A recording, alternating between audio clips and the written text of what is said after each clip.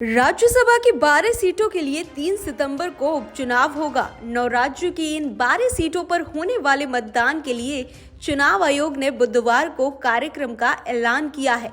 तारीखों की घोषणा के साथ ही अब राजनीतिक दल जीत का फॉर्मूला निकालने में जुट गए हैं।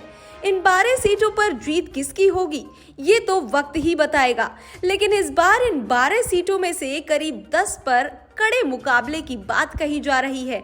हालांकि कुछ सीटों पर कांग्रेस का तो कुछ पर बीजेपी का पलड़ा भारी नजर आ रहा है।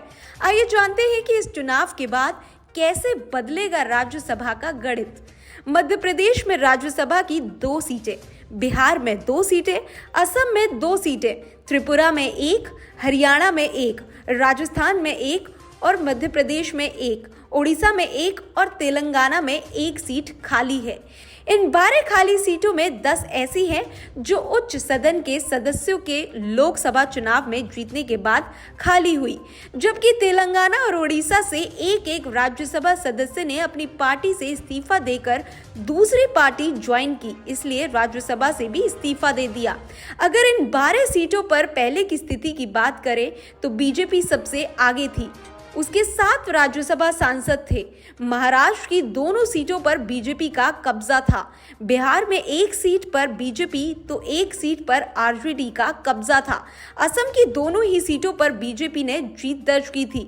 मध्य प्रदेश की 1 सीट पर बीजेपी, त्रिपुरा की 1 सीट पर बीजेपी, हरियाणा की 1 सीट पर कांग्रेस और राजस्थान की 1 सीट पर भी कांग्रेस ने ही जीत दर्ज की थी।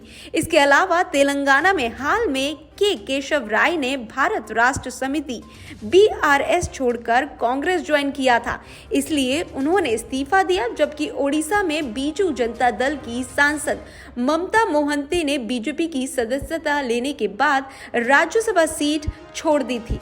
राजनीतिक एक्सपर्ट बताते हैं कि बात लोकसभा चुनाव की हो या विधानसभा चुनाव की हो, जिस तरह से मध्य प्रदेश में बीजेपी ने अब तक प्रदर्शन किया है उससे साफ है कि यहाँ भी बीजेपी एक तरफा जीत दर्ज करते हुए 1 सीट फिर से जीत दर्ज कर लेगी। इसके अलावा त्रिपुरा में भी बीजेपी मजबूत स्थिति में नजर आ रही है।